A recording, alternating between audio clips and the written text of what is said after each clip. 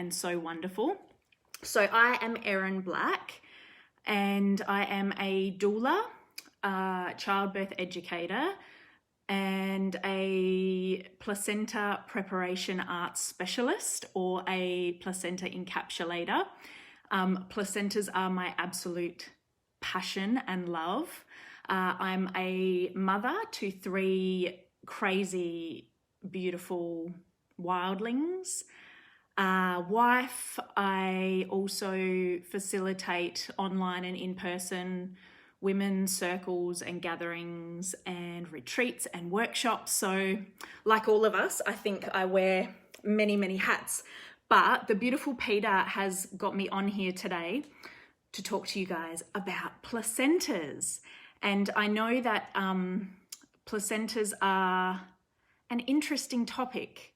I think most people, when they, hear the word placenta mentioned, they're just kind of like, oh, yuck, not my cup of tea.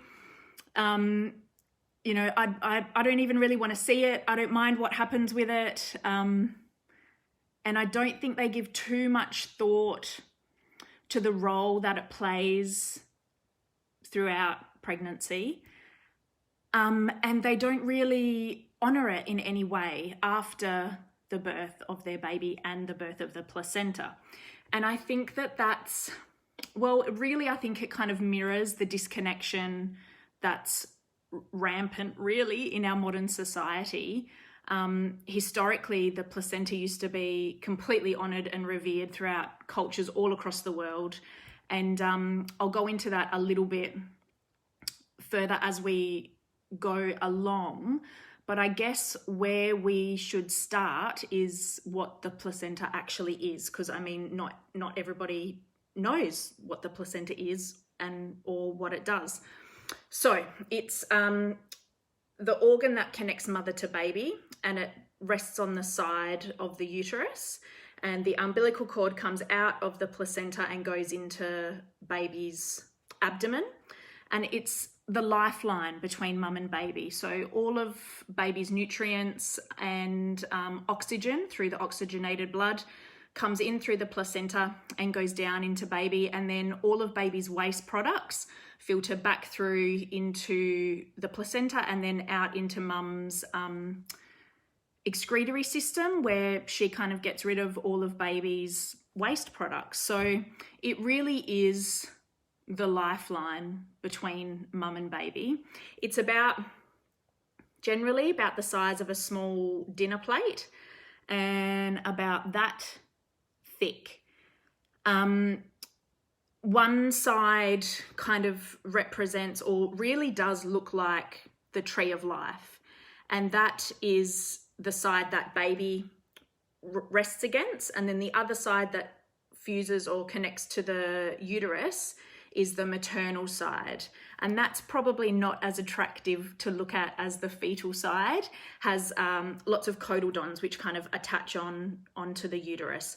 So there's that much surface area that is attached to the placenta, and once baby's born, the placenta slowly starts to peel away from the wall of the uterus, and then it comes away completely. Mum births it. And so inside her uterus, there is, that kind of raw attachment space that has to heal. And the uterus is a phenomenal organ that starts involuting or contracting back down to size fairly quickly, but it does take 6 full weeks to go back to pre-pregnancy size. And, if what I like to kind of think is that if that wound where the placenta has come away from the uterus, if that was visible on the outside of a freshly postpartum mother's body, wouldn't we be encouraging all the rest in the world? And, don't get up. What do you need? I'll bring it to you. So I think that's something that's definitely worth thinking about. And I think after you do birth your placenta, if you're open to looking at it, which hopefully after this video you will be, I think it's a really good idea to show your partner as well, if you have one, because then they can understand really and see visually just what has exited your body, and that, you know, they might be a bit more willing to encourage some much needed rest. So the birthing of the placenta is called the third stage of birth, and it's one that often isn't given a whole lot of thought. I know with my first pregnancy, I had this super intricate birth plan about how I was going to deal with labor and birth, and then I hadn't really considered how and where I wanted to birth the placenta, whether or not I wanted what they call a physiological third stage, which is where you just let your body do its thing, because we're designed pretty spectacularly, us birthing people, and you know, our bodies can do a really good job if left to work their natural magic. So I hadn't kind of thought too much about whether I wanted a physiological stage or what they call a managed third stage, which generally involves an injection of synthetic oxytocin. So that'll be syntocinon in Australia, or Pitocin, I think, in America. So you get a shot, an injection of that in the leg, and then they can sometimes do some cord traction where they'll pull the cord and massage the abdomen, the uterus, to try and encourage that placenta to come away. Now there's most definitely loads of pros and cons to each option. So I just wanted to mention that that's definitely something that I would recommend researching and looking into. But I'll leave that there because that's all kind of birth plan stuff, which Peter's all over. So now, you know, I mentioned before that I think in our modern society we are very disconnected in a lot of ways. We're disconnected from our own bodies, our bodily functions. You know, menstruation is seen as shameful. Birth is often tainted in this, oh, it's horrible and messy and, you know, hard, in kind of that light. We're disconnected from each other. We're disconnected from the earth.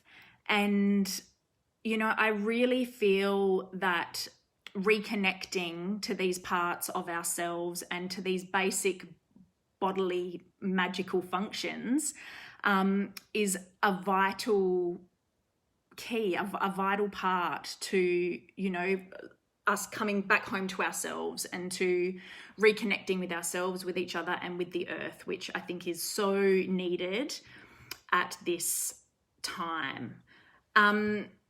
So I just thought I'd quickly read a little bit from a paper that I did a couple of years ago, which briefly kind of covers a few of the historical parts, historical information regarding the placenta. So I think that'll give us a good bit of background to go forward from. So let's begin by taking a quick trip back through history, going back as far as the first Australian Aboriginals, so well over 40,000 years ago, and the ancient Egyptians. If a civilization or culture has not participated in placentophagy, which is the act of consuming your placenta post-birth, they have at least understood that the placenta is an organ containing much power, and as such they have honoured it with in-depth rituals and treated it with complete awe and respect. In different cultures throughout the world, the placenta has been viewed as the mother of the child, or as another mother of the child, brother, sister, companion, the child's double or twin, a spirit, a magical force, a magical charm. So many things have been attributed to the placenta. Now, Australian Aboriginals have been placing great importance on burying the placenta and returning it to the earth for thousands of years. This is a depiction of a Egyptian royal placenta. So that's it there. And it's being paraded before the king, the pharaoh. So it used to go on parade. That's pretty different to the way we treat them today, which is basically check it's all there, chuck it in a bag, chuck it in a thing to be wheeled away and incinerated as, you know, medical waste. So I do love that picture. Now, in ancient Egypt, the placenta had its own hieroglyph. Archaeologists have uncovered whole tombs dedicated just to the royal placenta, a royal placenta. So, you know, they knew what was going on, those ancient Egyptians. So placental apothecary was practiced during antiquity, and Hippocratic texts speak of the human afterbirth as an element in the pharmacopoeia, which is an official publication containing like lists of all medical drugs and their effects and directions for use and whatnot. So placenta remedies have also been used in traditional Chinese medicine and documented from the 16th century onwards. Now, historically, the meaning of the old Middle High German word placenta is mother's bread. And that word during medieval times depicted the prenatal processing and nurturing, as well as the cooking or baking of the placenta post-birth, which actually all the women in the family would eat, as well as the midwife would sometimes tuck in as well. So during the years of the burning of the witches, a lot of the knowledge of midwifery was lost or forced underground, including the art of placenta healing. However, there were still a precious few midwives practicing who passed down their knowledge, and its popularity slowly began to grow again. Throughout the 18th century, placenta remedies were found in most European households and were available for purchase in pharmacies. Placenta powder was often given for retained placenta, and there's lots of literature in the early 1900s citing that they would give dried or powdered placenta to wet nurses because it would sometimes double their output of milk, which is pretty great. Now, in Europe during the 18th and early 19th centuries, doctors, obstetricians, and churchmen were becoming more and more repelled by the concept of placenta consumption because they likened it to the behavior that they saw in domestic animals. So, you know, God forbid that we should act like animals, even though we are animals. So, you know, with the industrialization of birth, all of that midwifery, wise woman wisdom, placenta remedy magic essentially was lost, and powdered afterbirth after that disappeared from the pharmacopoeia. So on my website, I do have quite an in-depth video if anybody's interested on all of the research and literature that is currently available on placentophagy or ingesting your own placenta, and I do go into a bit more of the history there as well. But I will move along now to ways that you guys could potentially look at honoring your placenta. So I'll talk very briefly on delayed cord clamping, placenta burial, lotus birth or modified lotus birth, cord burning, keepsake jewelry, print art, photography, placentophagy, tinctures, cord keepsakes, and salves or baby cream. I can imagine that a lot of you are going, oh God, what is this crazy woman on about? And I get it. And I was in that exact same position. And when we had our first baby 8 years ago now, I had not heard of placenta encapsulation. I really, as I mentioned before, didn't give much thought to my placenta. I knew that I wanted to take it home with me. I didn't know why, but I knew that I didn't want to leave it at the hospital. So I think taking your placenta home just in an ice cream container, chucking it in the freezer to come back to later if you're unsure is a really wise move, because you can later do so many things with it, which is what we did with our first, and then went on to do more with our second and more with our third. So if we start with delayed cord clamping, this, I guess, is kind of the very first stage that you can honor your placenta before it's even born. So delayed cord clamping essentially is allowing your placenta to finish its job. Peter, you crack me up. I know you've got both of yours in the freezer and you need to bury them, girl. So delayed cord clamping, I'm sure Peter has covered this as well, but I'll go over it briefly again because it's so important. Now, delayed cord clamping is, in a nutshell, allowing the umbilical cord to finish pulsing before it is clamped and cut or burnt. The reason for that is because there is a lot of blood that remains in the placenta, and the pulsing of that cord is the blood pushing through from what's left in the placenta, pushing through into the baby. So I pulled this from the Journal of Cellular and Molecular Medicine. Delayed clamping the umbilical cord for a slightly longer period of time allows more umbilical blood volume to transfer from mother to infant, up to 1/3. And with that critical period extended, many good physiological gifts are transferred through nature's first stem cell transplant occurring at birth.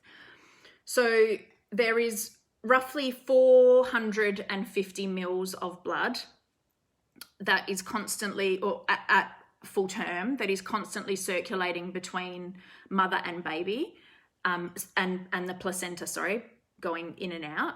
And this is 450 mils here. Now, at birth, baby will have in it about 300 mils. I'm hoping you guys can see this.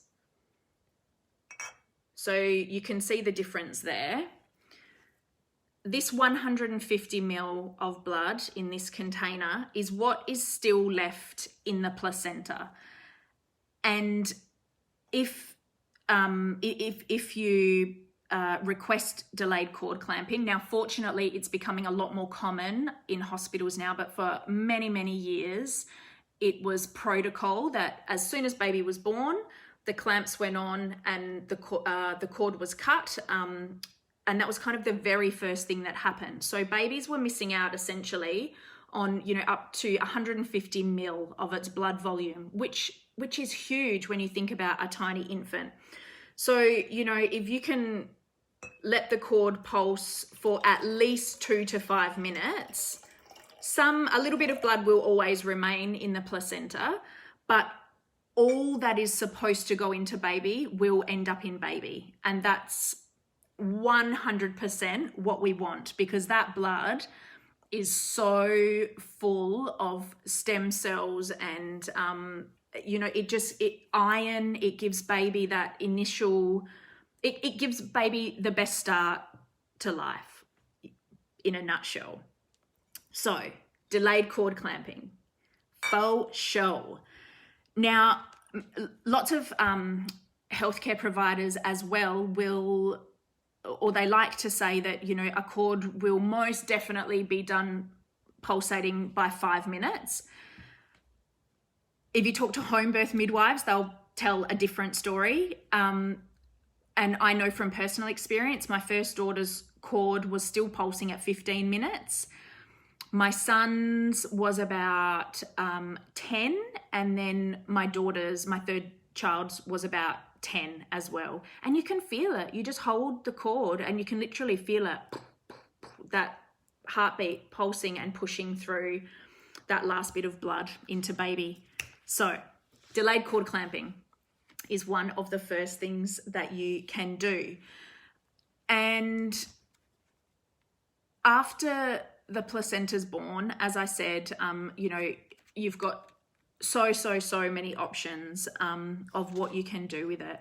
Now, the next option that I'm going to talk about is burial, and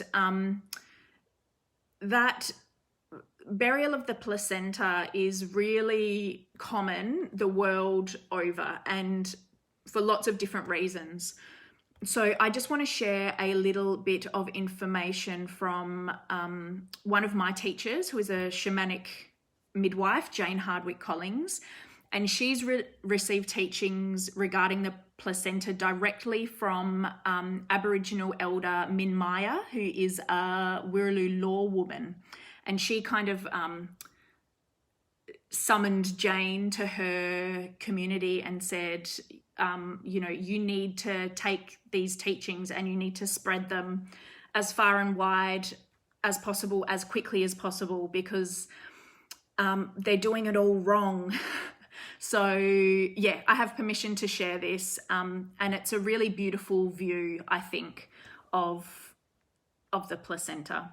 So Min Maya states that placentas are absolutely not biohazardous waste, which is what hospitals, you know, they'll chuck them into the biohazardous bag and down to the hospital incinerator. But that they hold on the side that is connected to the mother, the baby's miwi print, which is the baby's life journey map, their soul's destiny for this lifetime. Min Maya says that what is supposed to happen is that when babies are born, the cords are left untouched until they stop pulsating.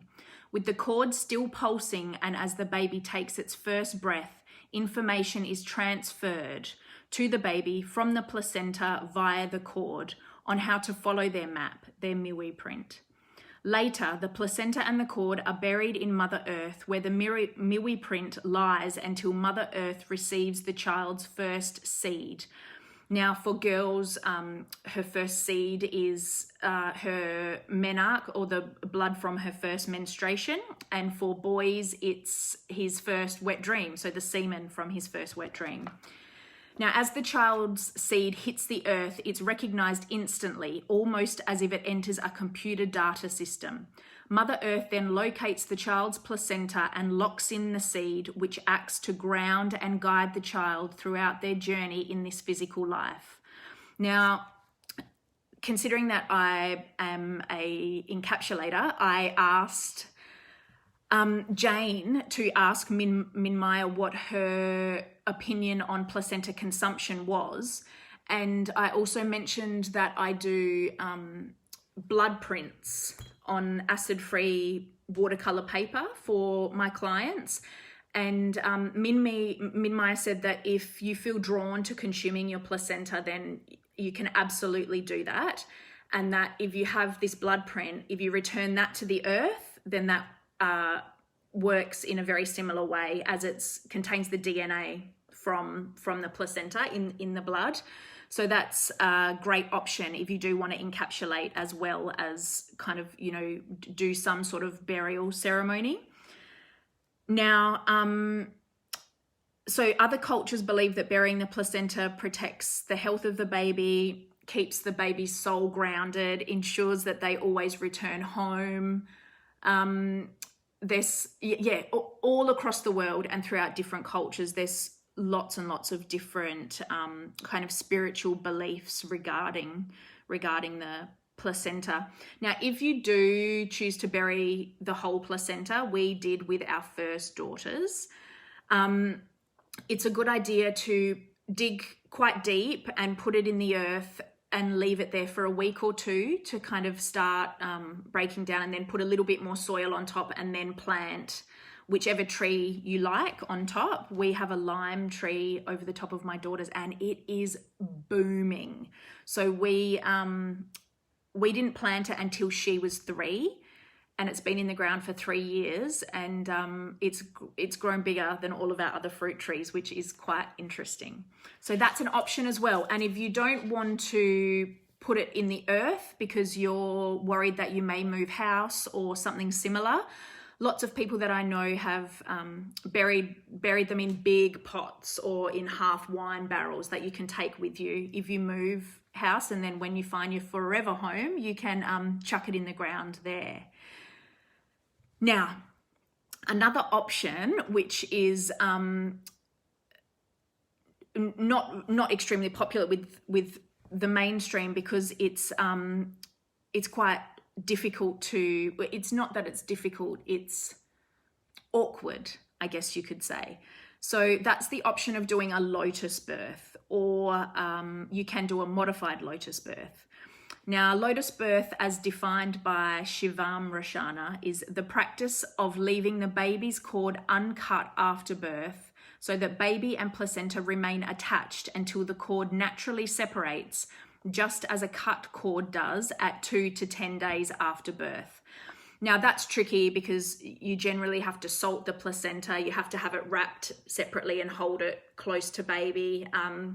But if that's something that has piqued your interest, I would definitely recommend researching that further. There's lots of, spiritual beliefs surrounding a lotus birth and that super gentle release between baby and placenta. Now, what you can do, and what I have done with all of my babies, is a modified lotus birth. So that's actually waiting until the placenta is born before you clamp and cut or burn the cord. So there's really no reason at all why it needs to be clamped before it's born. This is a picture of our son, who is still attached to his placenta there. And, that was just a really nice way of slowing down that golden hour post-birth and having a look at how baby and placenta would have been in utero, which is essentially still attached as one. And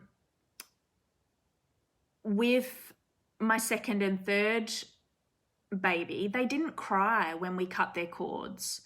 It was really a beautiful kind of gentle process. And I think sometimes, in our modern medical system, everything is just really rushed and on the clock. And it's like, oh, okay, quick, baby's out, clamp, cut, weigh, measure. But as Peter will explain, you can take as much time as you like because it's your birth.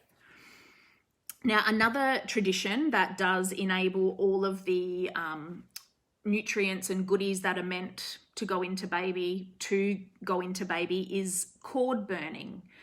Now, this obviously isn't an option in the hospital, but if you're planning a home birth, this is absolutely something that you can do. And we opted for cord burning with our third baby, and I have a video on my Instagram of that as well, so you can kind of see, if you're interested, how that plays out. But it's basically just you just have a bowl or a box and 2 candles, and you just really slowly burn through the cord, and that heat drives any of the last nutrients into baby. And cauterizing the cord with the heat kills any potential bacteria. So it's a very sterile way of separating baby from its placenta.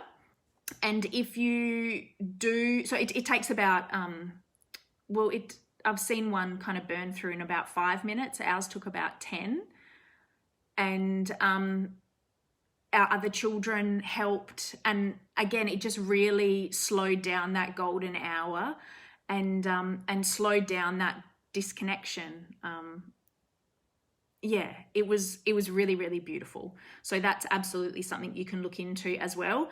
If you're birthing through the hospital in a midwifery group practice program or something similar, you can always, usually you're discharged and sent home quite soon. You can always keep baby and placenta attached until you get home, and then you can do the cord burning at home. So that's an option as well. The other thing that you can do is if you do get your placenta encapsulated, or if you choose to do something with it at home, you can always slice off a little piece, and you can actually dehydrate it yourself in the oven. It's more like a slow cooking process. Actually, now these are all my children's things. Normally I would be wearing gloves, but I don't have to because it's my child's. But when we took my daughter's placenta out of the freezer, I did that when she was about 9 months old, and I did some blood prints, and I also sliced a piece off and put it in 80 proof vodka and made a tincture. And I also dehydrated some thin pieces in the oven on the lowest setting with the oven door cracked open with a wooden spoon, and just let it on overnight. And it's literally like, if I snapped, it's snap dry, because I made jewelry, which isn't everybody's cup of tea. I totally understand. And this is a DIY kit from my dear friend Amy, and she sells these, and Peter knows Amy and she's great. But you can make your own jewelry with either powdered breast milk or powdered placenta, and that's a really nice option for honoring your placenta as well, I think. I've mentioned the prints that you can do. So that's a photograph of a blood print that I have done there. And that's the tree of life side, so the fetal side of the placenta. So they turn out beautifully, and then you can bury those. People frame them. Yeah, there's all sorts that you can do. Acid-free watercolor paper is what you want. And then you just lay the placenta down flat with the fetal side facing up and gently press the paper down, and you've got your own placenta print. So that's a really beautiful way. Yeah, it is. It's super gorgeous. Now, again, none of this stuff is new. It's been around for millennia, and people have been making art ingesting from their placenta, ingesting placenta. Historically, if babies were born en caul or with their water bag intact, they were seen as very lucky, and they would dry the amniotic sac or the membranes in the sun, and then they would paint,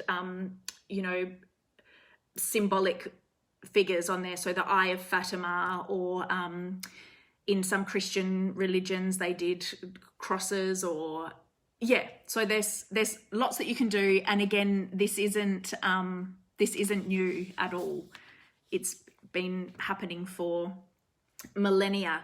Now, this is one of my most favorite things to do. With all of my encapsulation clients, on my intake form, I have a questionnaire where they can say whether or not they permit me to take photographs for data collection, because I collect data because I'm a bit of a nerd. And I've only had one client so far say no. Most of them say, yeah, you can take photos, but I don't really want to see them. And I'm like, no worries. Every single time that I have asked them after, are you sure you don't want to see a photo? They go, oh yeah, go on, show me. And they're just beautiful, gorgeous, gorgeous organs. And each one is so individual. It's as individual as your child. So either taking a photograph yourself or getting someone to take a photograph for you is so simple. And then you can go in to any of those apps, like the PixArt app, and make them funky. So that's my first and second child's placentas. I don't know if you can see those, but that's their little, life map. And that's not horrible to look at. It's not a gory, bloody placenta, but it's, just I think a really nice way to honor the placenta. And my children love seeing pictures of their own placentas, bless their little hearts. And, you know, I would personally love to be able to see a picture of my own placenta, which I don't have that option. Pretty much none of us do, but I feel like it's, even if it's something that we're a bit grossed out by, I think it's really a beautiful option to be able to give to our children. So photography, super easy. Get a towel, give the placenta a quick wash, lay it out on the towel. I would recommend like a black or a white towel, standing above, taking the picture, and then you can do so many things with that picture. Send the picture to me and I'll have a play with you because it's one of my favorite pastimes. So that brings us to placentophagy, or consuming your placenta, which it's a phenomenon observed in all mammals aside from aquatic mammals, because obviously it's a bit tricky. It kind of floats away in the ocean or the lake or river or whatever. And camels, which we don't really know why camels don't, but they are the only mammals that don't consume their placenta post-birth. So it's currently undergoing quite a revival in Western culture, and that's due to the reported benefits, which are significant. So it's been shown to increase mother and infant bonding, reduce postpartum bleeding, support lactation, help prevent postpartum depression, reduce postpartum after pains, replenish nutrients, increase energy, and lead to a quicker postpartum recovery.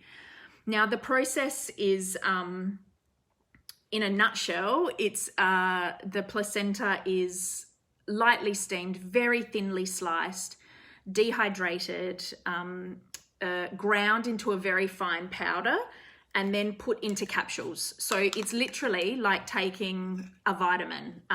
These are a couple that I have left from my daughter. It's just like taking a vitamin. And the reported benefits are really, really huge. And again, you can head to my website and I go through in detail all of the available studies and the available research that supports encapsulation. If you do decide to go down that route, I would just encourage you to make sure that you find a trained and verified placenta preparation arts specialist, or someone who is accredited, and they will have all of their accreditations listed on their website, and they'll give you extremely detailed instructions on how to handle your placenta post-birth, how to get it to them, or they can either pick it up. Loads and loads of options. If anyone has any questions, just ask me as well, and I'm more than happy to help you out. Now, some people choose to, I know people who've literally chopped up their placenta, made a curry, and eaten it over the first 3 days of their postpartum. My old yoga instructor had 3 children and they whipped up placenta pizzas. That's probably not something that I could do, but all power to them. Good on them. They got those nutrients into them quick, smart. And then another friend of mine made her partner chop the placenta up into super small pieces and freeze it in little packs. And she had placenta smoothies for 4 weeks post-birth, which really she feels helped significantly with her energy levels and her postpartum healing. So there's lots that you can do. I briefly mentioned before tincture, which is basically where you just cut off a 50-cent piece or a walnut-sized piece of placenta, pop it into some 80 proof vodka. It pretty much has to be absolute vodka here in Australia. That's our only option. That's high enough in the alcohol level. And then so the tincture will last indefinitely. It will last forever. It's tinctured. What you can do with that tincture is then take it to a homeopath, and they can turn it into a homeopathic remedy, and they heal on like vibrational and energetic levels. So this is taken from Placenta Remedies Network. Making a homeopathic placenta remedy can be used as your child's constitutional remedy for life, since it was their life-giving source for their time in utero. It contains the blueprint of his or her energetic makeup, and hence the amazing ability to bring balance and elicit healing from within when illness, disease, emotional challenges, or difficult life transitions arise. There's some pretty phenomenal case studies on that website as well. It's powerful medicine that we make ourselves, and it's it's pretty amazing. Now, if you do choose to get your placenta encapsulated, then most encapsulators will create a cord keepsake, which is the umbilical cord dried into any shape really. You can request a shape, or they'll just do it intuitively. And you can see in there, that's my daughter's, you can see the two veins and the one artery, and it's really freaking cool to look at. Can you make a tincture from a frozen placenta? Yes, you can. Yep. I would just, as long as it wasn't left at room temperature for too long before it was frozen, you most definitely can. I tinctured our daughter's, my first child's placenta when she was just before her first birthday. So I pulled it out. Actually, it was anywhere between the 9 or 12 month mark. I can't be sure. But I defrosted her placenta. It smelled completely fine. They smell earthy. So they smell like, they literally smell like the earth, like that rich dirt, mineral, kind of iron smell, and hers smelled perfect and totally fine. So I defrosted it, intuitively chose a piece and tinctured that. And so we have a tincture now for all of our children, which is great. So yeah, look, like so many things you can do. Another one that I'll quickly mention, which you can do yourself if you get your placenta encapsulated, is a salve or a body cream. And people may go, oh my God, that's disgusting. What's she talking about? However, you would be shocked to know just how many of our face creams and, youthful, young looking creams and lotions and potions in the chemist, online, so many contain sheep placenta. Some actually do contain human placenta. In most countries, that's now been, there's a law against that, but in some you can. In Japan, you can actually purchase human placenta capsules to take as like an anti-aging medication. So they're called polypeptides or hyaluronic acid and protein hydrolysate. And it's because placentas, no matter whether they're from humans or animals,